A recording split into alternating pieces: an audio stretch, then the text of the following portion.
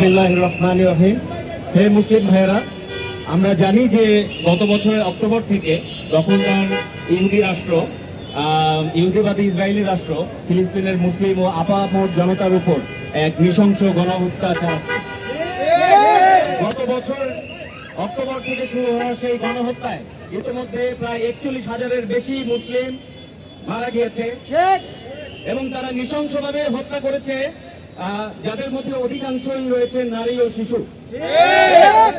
শুধু তাই নয়, আমরা জানি যে প্রায় 16,000-এর বেশি শিশু এই পর্যন্ত তারা হত্যা করেছে, যার গড় আসে প্রতিদিনে প্রায় 40টিরও বেশি শিশু তারা হত্যা করেছে।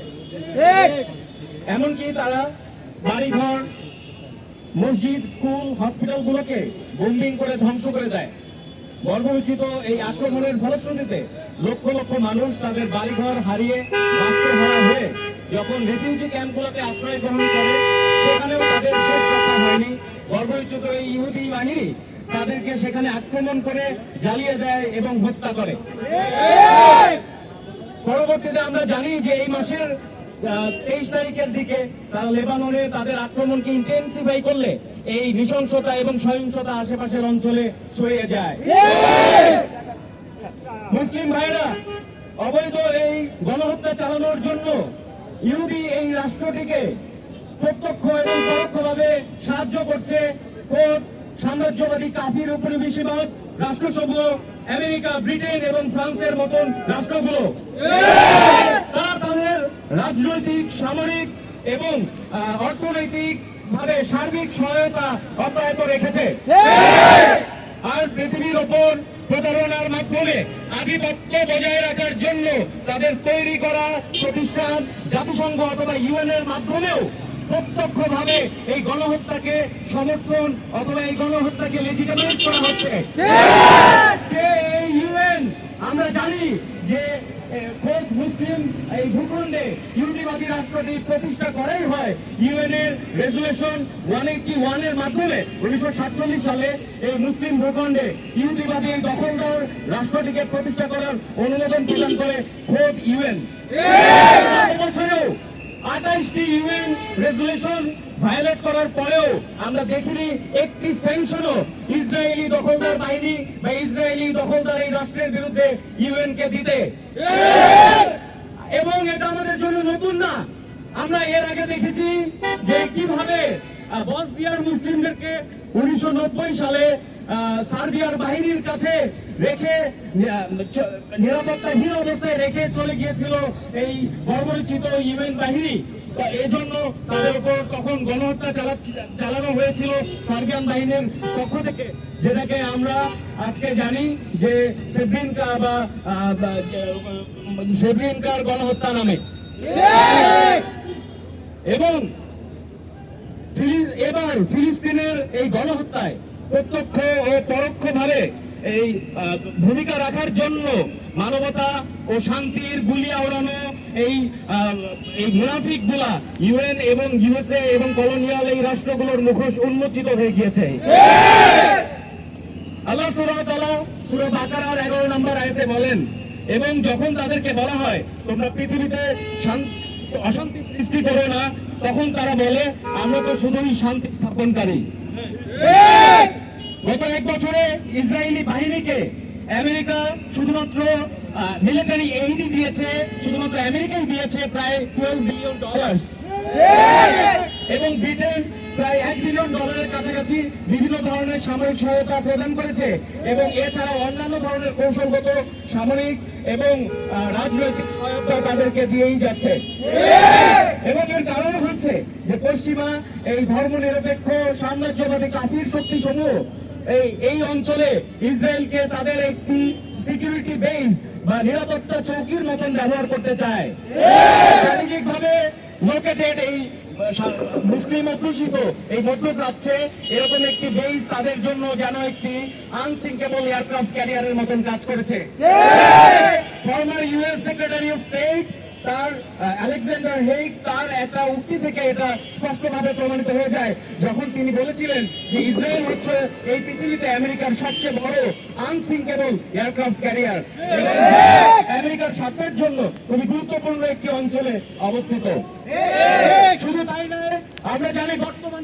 প্রেসিডেন্ট জো বাইডেন যখন সিনেটের ফরেন রিলেশনস কমিটিতে ছিলেন, তখন তিনি বলেছিলেন ইসরায়েলের ব্যাপারে বলতে যে মধ্যপ্রাচ্যে যদি ইসরায়েলের মতো একটি রাষ্ট্র না থাকতো, তাহলে আমেরিকাকে নিজে তার ইনিশিয়েটিভ নিয়ে এরকম একটি রাষ্ট্র প্রতিষ্ঠা করতে হতো, যাতে এই মুসলিম অধ্যুষিত মধ্যপ্রাচ্যে আমেরিকা তার কর্তৃত্বকে বজায় রাখতে পারে।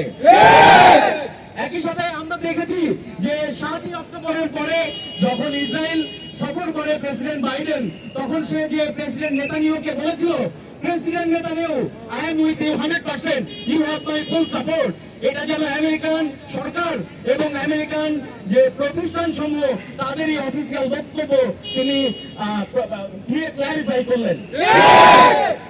এবং আমরা জানি যে কামালা হ্যারিস বর্তমান ভাইস প্রেসিডেন্ট এবং প্রেসিডেন্সিয়াল ক্যান্ডিডেট, এবং ডোনাল্ড ট্রাম্প প্রেসিডেন্সিয়াল ক্যান্ডিডেট, তারাও তাদের বিভিন্ন বক্তব্যের মাধ্যমে ইসরায়েলের প্রতি, ইসরায়েলের গণহত্যার প্রতি তাদের পূর্ণ সমর্থন বারবার ব্যক্ত করেছে। এবং এ ব্যাপারে পিছিয়ে নেই ব্রিটেন এবং ফ্রান্সের নেতা এবং রাজনৈতিক নেতৃত্ববৃন্দ। আল্লাহ সুবহানাহু ওয়া তাআলা সূরা মাইদার 51 নম্বর আয়াতে বলে, হে মুমিনগণ, ইহুদি ও নাসারাদেরকে তোমরা বন্ধু রূপে গ্রহণ করো না, একে অপরের বন্ধু।